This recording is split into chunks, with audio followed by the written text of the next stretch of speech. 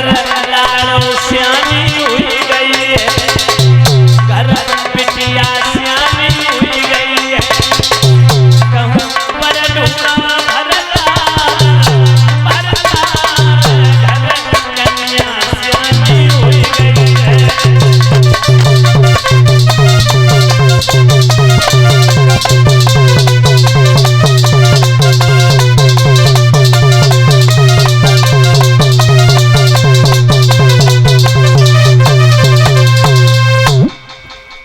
परीक्षित जी दासी को भेज के रानी शुद्धमती ने राजा भीष्मक को बुलवाया।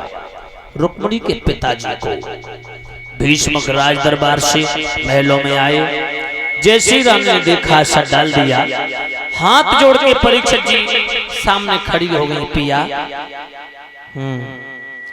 कहिए क्या कहना चाहती हो?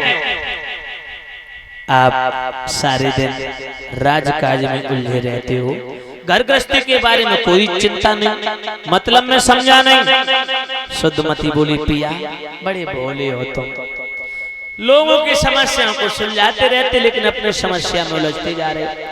खुल के बोल क्या कहना चाहती देवी? रानी बोली देखो पिया, अपनी बेटी है ना रुक्मिणी, हाँ जवान हो गई, विवाह के वक्त हो गई, और जवान लड़की को घर में रखना पाप लगता है? माता पिता को देखना भी पाप बताया? जमाना ठीक नहीं पिया, कोई सुंदर घर भर देख के बेटी के पीले हाथ कर दो, कन्यादान करके पुण्य प्राप्त कर लो। परीक्षित जी भीष्मक बोले ये तो मेरे दिमाग में नहीं था, तुमने बहुत अच्छी बात बताई, बहुत अच्छा प्रस्ताव रखा, मैं तुम्हारे प्रस्ताव को स्वीकार करता हूँ। राज दरबार में जाकर के 5 बच्चों से पूछूंगा, वो कुशल है, समझदार है, जवान हो गए, कोई सुंदर राजकुमार की नियुक्ति करा करके तत्काल बिटिया की शादी पक्की कर दी। पहुंचे भीष्मक राज दरबार में, 5 पुत्र बैठे, रुकुम रुकुम रथ रुकुम माली रुकुम बाहु रुकुम केश।